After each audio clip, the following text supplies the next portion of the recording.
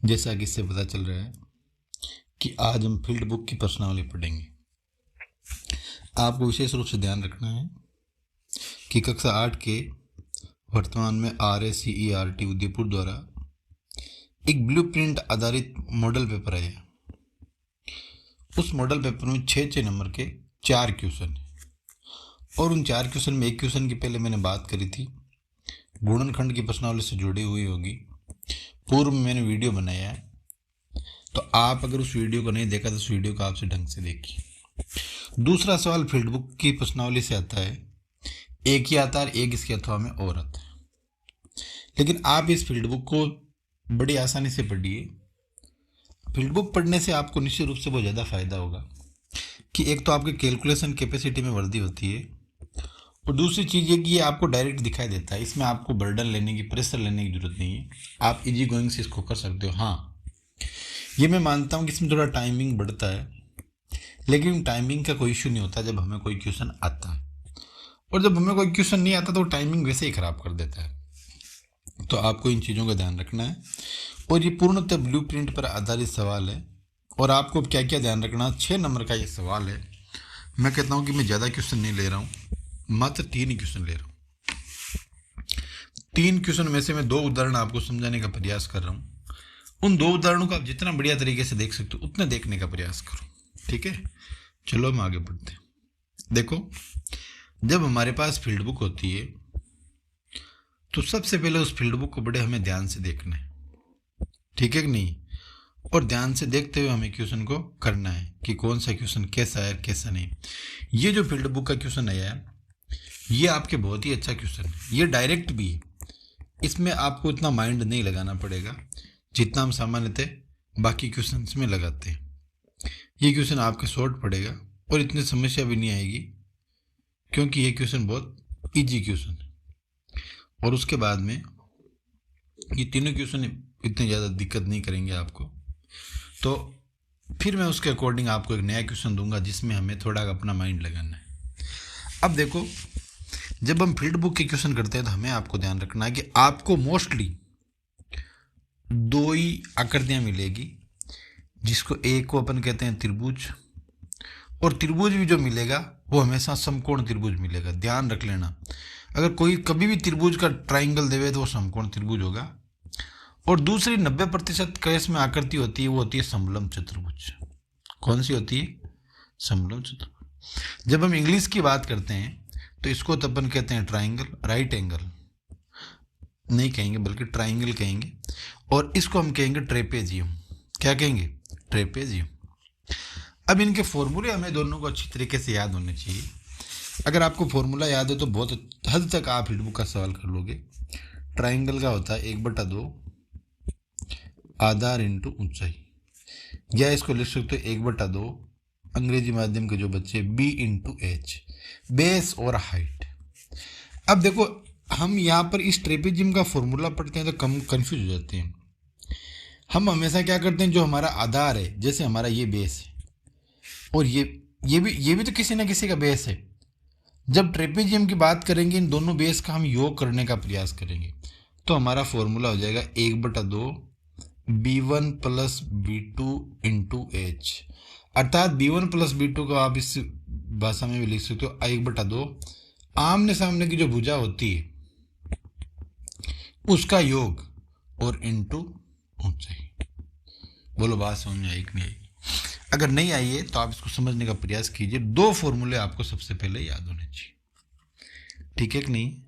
अब आप जब भी क्वेश्चन को करो, चाहे कैसे भी करो, 99% में आपको 5 ही आकृतियाँ मिलेगी और 5 आकृतियों को लास्ट में जोड़ना है तो 6 टाइप के पैटर्न बनते हैं और आपके एग्जाम में 6 नंबर का क्वेश्चन आता है। तो हमें कंफ्यूज होने की आवश्यकता नहीं, बड़े व्यवहारिक और गहराई से इसको समझने की आवश्यकता है, जो आपको इस चीज़ को ध्यान से देखना है। अब देखो, आप चाहो जिसको दे सकते हो। जैसे आपने इसको 1 नंबर दे दिया, इसको 2 नंबर दे दिया, इसको 3 नंबर दे दिया, ये 4 नंबर दे दिया, ये 5 नंबर दे दिया। आपको इनको मान देकर इसको सरल करने का प्रयास करना है। अब देखो, मैं इस छोटी छोटी चीज़ों को साफ कर देता हूँ और हम इस सवाल को करने का प्रयास करते हैं।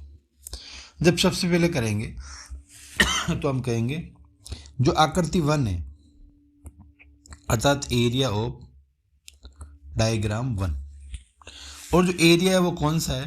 ट्राइंगल। और ट्राइंगल का क्षेत्रफल क्या होता है? 1/2। या तो आप b इंटू एच लगा दो, ये शॉर्ट रहेगा आपके। b यानी बेस और h यानी ऊंचाई। अब आपकी आकृति नंबर ये है, तो इस आकृति में आपको ज़्यादा चिंता करने की जरूरत नहीं है। ये बहुत ही अच्छी तरीके से ये सवाल को दे रहा है। ये क्या कह रहा है? जैसे ये आकृति है तो ये कह रहा है कि इसकी ऊंचाई तो 50 है, बेस 50। अगर यहाँ पर लिखता वो जी की जगह तो हमें विचार जरूर करना पड़ता। लेकिन यहाँ पर देखो ये डायरेक्ट तरीके से ये यहाँ पर इसको परिभाषित कर रहा है, यहाँ पर इसकी हाइट को ये परिभाषित कर रहा है, यहाँ पर इसकी हाइट को ये मतलब ये डायरेक्ट हाइट को पहले से अलग कर रहा है। कई बार ऐसा क्वेश्चन आ जाता है। अगला हम जब क्वेश्चन करेंगे इस टाइप का नहीं करेंगे, थोड़ा सा अलग करते जो हमारे एग्जाम में ज़्यादातर इस टाइप से आते हैं, लेकिन ये भी आ सकता है। तो आप मुझे बताओ इसकी हाइट कितनी हो गई? 50। और आधार कितना हो गया? ये भी 50। तो 1/2 इंटू 50 इंटू 50। 2 की टेबल आपको आती है 25, और 25 को हमको किससे गुणा करना? 50। और ये होगा, जैसे मान लो ये हो गया। अब सामान्य क्षेत्रफल होता है, अपन मीटर की इकाई मानकर इसको लिख देते हैं मीटर स्क्वायर। बोलो बात समझ में आई कि नहीं आई? अब कई बच्चों के दिमाग में आएगा सर ये 7500 कहाँ से है? तो आप इनको गुणा कर लो, कितना आएगा? 2500 का 100, 55 की 125। इसको मिटा देता हूँ मैं। तो हम जब इसको मल्टीप्लाई करेंगे तो हमारी ये कितना आएगा? ये तो आ गया 125 और ये 0। बोलो बात समझ में आएगी नहीं? और इसको जब हम मीटर स्क्वायर की कई बात करते हैं तो ये मीटर स्क्वायर। आकृति नंबर 1 हो गई कंप्लीट। इसी प्रकार आप आकृति नंबर 2 में आओ। जब आकृति नंबर 2 में आप आओगे तो आप ये रियलाइज करोगे ये क्या है। तो आकृति नंबर 2 है, अपन इंग्लिश में ट्रेपेजियम कह सकते हैं, या आप इसको पढ़ सकते हो समलंब चतुर्भुज। क्या है ये? और इस समलंब चतुर्भुज का हमें क्या ज्ञात करना है? क्षेत्रफल ज्ञात करना है। और जब समलंब चतुर्भुज का क्षेत्रफल ज्ञात करना है तो समलंब चतुर्भुज का क्षेत्रफल होता है 1/2 आमने सामने की जो भी भुजा है, आमने सामने की जो भी भुजा है उसका हमें करना है योग, और गुणा क्या करना है? ऊंचाई। अब देखो ये प्रश्न है, ये आकृति है, तो इसको हमें थोड़ा सा व्यवहारिक तरीके से देखना है। ठीक है। अब ये आकृति कौन सी? ये। तो आप इसका मुझे बताओ, इसकी एक भुजा तो 50 है, दूसरी कितनी है? 60। तो आमने सामने की भुजा कितनी होगी? 1/2 इंटू 50 प्लस 60। और दूसरी है ऊंचाई। ये खुद देखो तीर का निशान बनाकर ये दे रहा है कितनी ऊंचाई? ये आ गई 70। अब आप इसको आगे सरल कर दो। 1/2 इनको जब आपने किया था 110 और इनको कर दिया था 70। आप 2 की टेबल से इसको सोल्व कर सकते हो, ये 35। और आगे जब इसको सोल्व करोगे तो 1010 इंटू 35। मल्टीप्लाई करना आपको आना चाहिए, और मल्टीप्लाई करके आपको ये आंसर यहाँ लिखकर आगे लिखना है मीटर स्क्वायर। अपन एक इकाई मान लेते हैं, हालांकि इसने इकाई दे नहीं रखी है, लेकिन अपनी तरफ से सामान्यतः मीटर की तुलनात्मक रूप से हम इसको करने का प्रयास करते हैं। जब मीटर लगते हैं तो समय सिमिलर मीटर स्क्वायर से कार्य करनी। तो देखो कितनी आकृतियों का हमने क्षेत्रफल ज्ञात कर लिया? 2 का। किया कि नहीं किया? उसके बाद में फिर आप कितनी नंबर आकृति का क्षेत्रफल हम ज्ञात करने का प्रयास करेंगे। अब की बार जब हम करेंगे तो आकृति नंबर 3 का क्षेत्रफल ज्ञात करेंगे। कितने नंबर का? 3 का क्षेत्रफल ज्ञात करेंगे। और 3 का क्षेत्रफल ज्ञात करने के लिए वो स्कीम रहेगी। तो इसको मैं थोड़ा सा साफ कर देता हूँ ताकि हमारा क्या डाटा क्लियर हो जाए। ठीक है। अब देखो आगे, अब ये आ गई आकृति 3 नंबर। तो फिर आप यहाँ लिखो आकृति नंबर 3, और आपको ये पता होना चाहिए जो आकृति नंबर 3 है वो क्या है? वो फिर क्या है? समकोण त्रिभुज। त्रिभुज कौन सा है? समकोण। और इसके क्षेत्रफल का सूत्र क्या होता है? 1/2 इंटू आधार इंटू ऊंचाई, या आप लिख सकते हो 1/2 b इंटू एच। तो मुझे बताओ इसमें b का मान कितना आ गया? 60, और h का मान सीधा दिया हुआ कितना है? 40। ये क्वेश्चन ऐसा है कि इसमें डायरेक्ट आपको आधार इंटू ऊंचाई, आप इसको सरल कर दो, ये 1200 मीटर स्क्वायर। कुल मिलाकर मेरे कहने का अर्थ ये कि ये वो सवाल है जिनमें सारी चीज़ें डायरेक्ट दी हुई है और हमें बड़े व्यवहारिक रूप से फॉर्मूले का यूज करते हुए इनको करना है। इसी प्रकार आकृति 4 का करना है, आकृति 5 में करना। अंत में आपको क्या करना है, पूरी फील्ड बुक का, कंप्लीट फील्ड बुक का हमें एरिया ज्ञात करने के लिए 1 आकृति, 2 आकृति, 3, 4 और 5 इनको जोड़कर हमें आंसर लिख देंगे तो हमारे कंप्लीट फील्ड बुक का फॉर्मूला या जो एरिया आ जाएगा। अब देखो हम फील्ड बुक का निर्माण करते हैं, एक ऐसी फील्ड बुक का जो हमारे एग्जाम में अक्सर ऐसी आती है। अब देखो मैं आपको बता रहा हूँ जैसे हम हमारे एग्जाम में क्वेश्चन कैसे आ सकते हैं वो हम करने का प्रयास करें, ठीक है। आपको थोड़ा सा ध्यान देना है।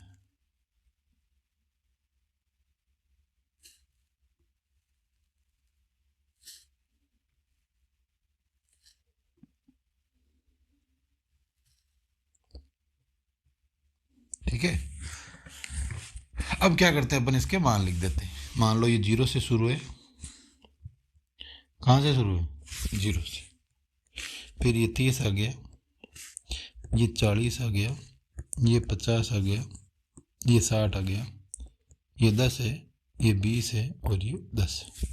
अब हमें जब फील्ड बुक ज्ञात करनी है तो फील्ड बुक ज्ञात करने से पहले आपका कार्य ये रहना चाहिए, आपको सबसे पहले इसमें चेक करना है कि कितनी आकृति है। तो हमने जब चेक किया और आपने भी जब चेक किया तो ये आकृति, हालांकि ये परीक्षा में आपकी आकृति बनी हुई आएगी और हो सकता है तो इस बार तो संख्या भी लिखी हुई आ रही 5 संख्या है। अब आप इस सवाल में एक चीज नोट करोगे कि ये ऊंचाई दे नहीं रहा है, जहां लाइन आ रही है वहां ऊंचाई का पॉइंट बता रहा है कि जैसे इस पर 30 पॉइंट आया, इस पर ये 40 नंबर है, इस पर ये 50 है, इसकी 60। ये ऊंचाई क्रमागत रूप से बढ़ रही है या घट रही है, ये इस प्रकार की ऊंचाई है। इस ऊंचाई का हमें यूटिलाइज करते हुए इस क्वेश्चन को सरल करना है, ठीक है। अब देखो मैं एक एक सवाल को बता रहा हूँ। आपको पहले मैंने बता दिया बेसिक चीज़ें, किसको ट्रेपेजियम कहते हैं, कौन सा हमारा ट्राइंगल का यूज होता है, क्या इसमें फॉर्मूला होता है, ये सारी चीज़ें हमने आपको बताने का प्रयास किया। अब देखो जैसे हमारा आकृति नंबर 1, उसका हम एरिया ज्ञात करें तो आपको पता है आकृति नंबर 1 को कैसी आकृति है, तो हम भी जानते हैं आप भी जानते हो आकृति नंबर 1 क्या है, समकोण त्रिभुज। और समकोण त्रिभुज का फॉर्मूला क्या होता है, 1/2 आधार यानी बी और इंटू एच यानी ऊंचाई, बी यानी आधार और एच यानी ऊंचाई। अब आप इस आकृति नंबर जब 1 को पढ़ोगे तो ये तो इसका आधार आएगा और तो है नहीं कोई, और ये इसकी ऊंचाई होगी। देखो ये 0 से स्टार्ट है और 30 तक है, तो आप सब जानते हो आपका खेत ये है, तो इसकी ऊंचाई कितनी होगी, 30 में से आप जब 0 निकालोगे तो कितना आएगा, 30। तो यहाँ लिख दोगे 1/2 30 × 10। ये सवाल आपको थोड़ा कंफ्यूज भी कर सकता है। कैसे कर सकता है, मान लो अगर मैं यहाँ 10 लिख दूँ कि इस फील्ड को मैं 10 से ही स्टार्ट करूँ और आपको पूछूं इसकी ऊंचाई कितनी आएगी, तो आपको इस चीज़ को रियलाइज करना है कि भैया ये पॉइंट 10 से स्टार्ट हो रही है और 30 तक ही जा रही है, तो बताओ हमारे इस एरिया का ऊंचाई कितनी आएगी, 20। कितनी आएगी, 20। ये आपको ध्यान रखना है। लेकिन हमारा जो ये स्टार्ट हो रहा है, ये कहाँ से स्टार्ट हो रहा है, ये 0 से स्टार्ट हो रहा है। तो आपने ये लिख दिया, आगे आप इसको सरल करके इसका क्षेत्रफल लिख दोगे 150 मीटर स्क्वायर। तो बोलो समझ में आया कि नहीं है, ये बहुत ईजी है, आपको थोड़ा सा समझना है। उसी प्रकार आप अब आकृति नंबर 2 को पकड़ोगे आप, और मैंने कहा कि समलम चतुर्भुज होता है जिसे इंग्लिश में ट्रेपेजियम कहते हैं, और ये आएगा समलम चतुर्भुज। और समलम चतुर्भुज का क्षेत्रफल मैंने आपको पहले बताया 1/2 b1 + b2, या कह सकते हो आमने सामने की भुजाओं का योग इंटू एच यानी ऊंचाई। अब योग किसका है, आमने सामने की भुजाओं का। अब देखो जब आप आकृति 2 पढ़ रहे हो तो भैया इसकी ये भुजा 1 है, इसके सामने भुजा यही तो है, तो आमने सामने की भुजा क्या हो जाएगा, 10 और क्या हो जाएगा, 10 और 20। और रही बात ऊंचाई की, तो देखो ये कहाँ से स्टार्ट हो रही है आपकी आकृति नंबर 2, 30 से, और कहाँ तक चलती है 50 से। जब कोई भी बिंदु 30 से लेकर 50 तक ही, हम 30 से शुरू हो रहे हैं 50 तक ही हम जा रहे हैं, आगे हमें जाना नहीं है। तो मुझे बताओ आपको ऊंचाई कितनी मिली। जब 30 से शुरू होकर 50 तक जा रहा है तो आपको 50 में से क्या घटाना है 30, तो आपकी ऊंचाई कितनी आ गई 20। फिर आप इसको सरल करोगे तो ये आ गया 30, ये आ गया 20, और इसको सरल करोगे तो ये आ गया 10। छोटा मोटा तो सोल्व करना पड़ेगा। तो फिर हमारे आकृति नंबर 2 का एरिया है 300 मीटर स्क्वायर। बोलो बात समझ में आई कि नहीं है। इसी प्रकार हम आकृति नंबर कितने का क्षेत्रफल ज्ञात करने का प्रयास करेंगे 3 नंबर का। तो फिर देखो 3 नंबर क्या है, तो फिर 3 नंबर हमारा आ गया, आकृति नंबर 3 आ गई समकोण त्रिभुज। कितनी आई, और आप सब जानते हो समकोण त्रिभुज का क्षेत्रफल क्या होता है 1/2 b इंटू एच, और 1/2 b इंटू एच का मतलब होता है ये तो इसका b है कि नहीं, ये तो इसका b आ गया आकृति नंबर 2 का 20, और ये ऊंचाई है, देखो ध्यान से देखना, ये कहाँ से शुरू होता है 50 से, और कहाँ तक जाता है 60 तक। 50 से शुरू होकर जब 60 तक जा रहा है इसका मतलब इसकी हाइट आ गई 10। क्या आ गई 10, तो b हो गया 20 और हाइट हो गई 10। आप जब इनको काटोगे तो ये 10, और 10 को 10 से हमने गुणा किया 100 मीटर स्क्वायर। बोलो बात समझ में आई कि नहीं आई। ये हमारे 3 आकृतियों के क्षेत्रफल आ गए। कोई कठिनता नहीं है, समझने वाला बच्चा चाहिए, माइंड लगाने वाला स्टूडेंट चाहिए, समझने वाला विद्यार्थी होना चाहिए, आपको कभी भी समस्या नहीं आएगी और बहुत ईजी सवाल होगा। ठीक है कि नहीं। अब हमने 1, 2 और 3 का पढ़ लिया, अब हम पढ़ेंगे आकृति नंबर 4। क्या पढ़ेंगे आकृति नंबर 4। तो आप जब आकृति नंबर 4 पढ़ोगे तो आपको ध्यान देना है कि आकृति नंबर 4 क्या है। तो देखो सबसे पहले हम 4 नंबर आकृति पढ़ रहे हैं, ये आकृति 4। तो आकृति 4 क्या है समकोण त्रिभुज, और समकोण त्रिभुज का क्षेत्रफल क्या होता है 1/2 आधार इंटू ऊंचाई। अब देखो जब ये 4 नंबर है तो इसका आधार कितना है 10। अब ऊंचाई के लिए हमें पता करना है कि ये बिंदु कहाँ से शुरू होता है 40 से, यहाँ से शुरू हो रहा है ना, और कहाँ तक जा रहा है 60 तक। जब कोई भी लाइन 40 से शुरू होकर 60 तक जा रही है इसका मतलब उसकी हाइट कितनी है बताओ आप। अरे भैया 40 से शुरू होकर 60 तक जा रही है, इसका मतलब उसकी ऊंचाई है 20, और ये इसका आधार 10, और ऊंचाई हो गई 20। हम फिर इसको सॉल्व करेंगे 10, तो हमारे कितना आ गया 100 मीटर स्क्वायर। बोलो क्षेत्रफल आया कि नहीं है। इतना इजी तरीके से आता है, और ये पूरी फील्ड बुक हो जाएगी कुछ समय में। और इसी प्रकार हमारा लास्ट आकृति बनती है, ये भी जो लास्ट वाली आकृति है वो कौन सी आकृति है, ये भी समकोण त्रिभुज है।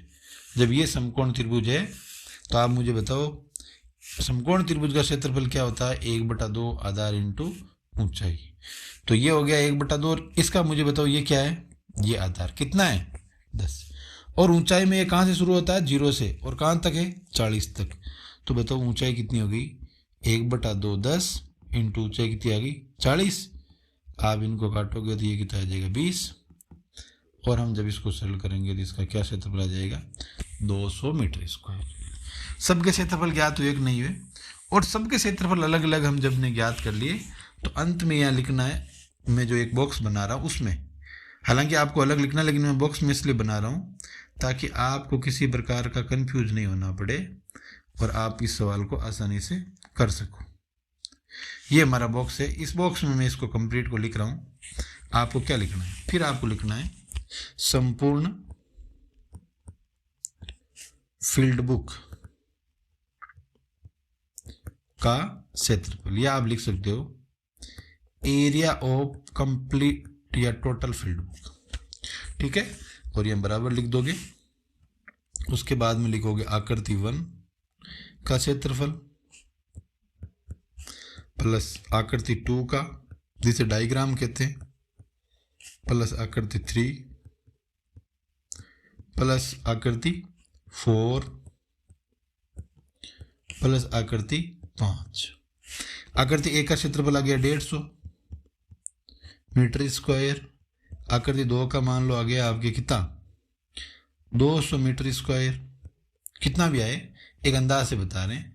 आकृति 3 का भी मान लो 300 आ गया, आकृति 4 का 100 आ गया, और आकृति 5 का 200 आ गया। इन सभी को हमको जोड़ के जैसे लिखना 200, 500, 600, 700, 800, 900, 900 ये आगे और ये आ गया 50, 950 मीटर स्क्वायर। ये कंप्लीट फील्ड बुक का क्षेत्रफल है। और इतना बहुत इजी पैटर्न का सवाल है, आपको बस घर पर जाकर थोड़ा सा समझने का प्रयास करना है और थोड़ा सा ये कार्य करना है। कोई दिक्कत नहीं आएगी, आपको 1 by 1 इसको रिवाइज करना है। अगला सवाल, यह सवाल वैसे कोई महत्वपूर्ण सवाल नहीं है, हमने फील्ड बुक का एक पैटर्न का सवाल कर दिया, लेकिन कई बार हमारे ये थोड़ी सी मिस्टेक कर देता बुक वाला। हम ये मानते हैं कि 99% हमें दो ही आकृतियां मिलती है, एक तो ट्राइंगल की और दूसरी जो हमें आकृति मिलती है वो कौन सी मिलती है, ट्रेपेजियम की। ट्रेपेजियम इसको हिंदी में लिख रहा हूं, अर्थात एक तो त्रिभुज की आकृति मिलती है और एक हमें मिलती है समलंब चतुर्भुज की। लेकिन कई बार क्या होता है कि एग्जामिनर बच्चों का टेस्ट ले लेता है और ऐसा टेस्ट ले लेता है कि बच्चों पर बहुत भारी पड़ जाता है। वो क्या कर देता है, जब समलंब चतुर्भुज है वहां पर एक आकृति और जोड़ देता है, या तो वो जोड़ देता है वर्ग और या जोड़ देता है आयत। हालांकि ये कठिन नहीं है, लेकिन स्टूडेंट क्या होता है, वो समलंब चतुर्भुज के रूप में कार्य कर देता है। जैसे ये आकृति इसने वर्ग की दी थी, यहाँ पर वो आयत भी दे सकता है।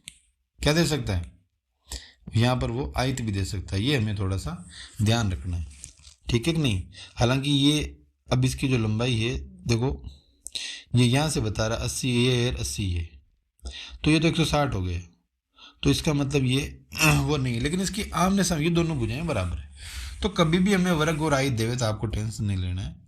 वर्ग और आयत, जैसे वर्ग का क्षेत्रफल तो होता है भुजा स्क्वायर और आयत का जो क्षेत्रफल होता है लंबाई इंटू चौड़ाई। बस इतना ही लगाना है और कुछ आपको नया लगाने की जरूरत नहीं है। बस थोड़ा सा आपको आकृति को समझना पड़ेगा और समझ कर आप करोगे तो कभी दिक्कत आपको नहीं आएगी, ठीक है कि नहीं। जैसे मैं कैसे सवाल आ सकता है, अपन एक अंदाज लगाते हैं छोटा सा, ज़्यादा समय खराब नहीं करूँगा। आपकी बुक के जो एग्जाम्पल है वो पढ़ने का प्रयास आपको करना है। देखो जैसे ये आकृति आ गई,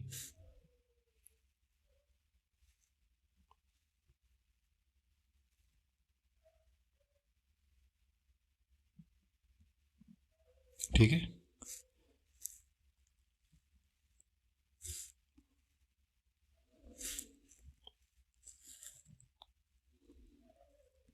ये एक आकृति है। अब इस आकृति में क्या होता है, ज़्यादा कुछ नहीं होता, थोड़ा सा चेंज हो जाता है। वो क्या कर देता है, यहाँ पर देता है 10, 30, 50, 70, 100, 30, 30, 50 और 20। ये इसने अलग अलग मान देती है, एक नहीं दी। और मान देने के बाद में हम जब भी इसको करते हैं तो आकृति नंबर 1, 2, 3, 4 और 5। अब आपको मैं ज़्यादा नहीं बता रहा हूँ, ये क्वेश्चन आपको ही करना है, लेकिन मैं छोटा सा हिंट दे रहा हूँ आपको। मुझे बताओ आकृति नंबर 1 क्या है, ट्राइंगल। और ये कहाँ से स्टार्ट हो रहा है, 10 से। तो इसकी हाइट कितनी होगी, ये आपको पहचानना है कि 10 से शुरू होकर 30 तक है। तो मैं जहाँ तक मानता हूँ इसकी ऊंचाई आ जाएगी 20 और ये आधा रही। आगे आप आकृति नंबर 2 में आओगे, ये समलंब चतुर्भुज आएगा जिसे हम इंग्लिश में ट्रेपेजियम कहते हैं। ये 30 से शुरू है और कहाँ तक जा रहा है, 70 तक। मुझे बताओ इसकी हाइट कितनी आ गई, 30 से शुरू हो रहा है 70 तक जा रहा है, तो आप समझ रहे हो इसकी हाइट क्या होगी। मैं नहीं बता रहा हूँ, आपको निकालना। लेकिन अगले वाले क्वेश्चन को आपको देखना है, ये 70 से शुरू होकर 100 तक जा रहा है, तो इसकी हाइट कितनी आ गई, 30। और ये कितना है, ये कितना है, इसका मतलब ये क्या है, वर्ग। हालांकि आप इसको ट्रेपेजियम भी मान लोगे ना, उत्तर में अंतर नहीं आएगा, लेकिन आपको जो वास्तविक आकृति वो माननी है। तो आप जब वर्ग करोगे तो भुजा इंटू भुजा, अर्थात 30 इंटू 30, इसको सरल करोगे ये आएगा। फिर इसको आंसर करना है। आकृति 4 त्रिभुज है, आकृति 5 भी त्रिभुज है। ये सवाल आपको करना है, समझने का प्रयास करना है। कक्षा 8 के जितने भी मोस्ट सवाल बनेंगे नंबर वाइज हम अध्ययन करने का प्रयास कर रहे हैं। आप हमारे इस चैनल से जुड़िए, निसंदेह आपको फायदा होगा। मैं बिना मतलब की भीड़ नहीं दे रहा हूँ। मैं समझ रहा हूँ कि छोटे बच्चों को कोई इतना मोबाइल नहीं देता है, तो क्यों नहीं ऐसी चीज़ें पढ़ाई जो इनके काम आए। और यही मैं कार्य कर रहा हूँ। फील्ड बुक बहुत ही महत्वपूर्ण टॉपिक है, बहुत ही अच्छा टॉपिक है। 6 नंबर का हमारे सवाल आता है उसी के अनुसार पढ़कर हमें इनकी तैयारी करनी है। अब हमसे जुड़े, समय दिया, धन्यवाद, बहुत बहुत धन्यवाद।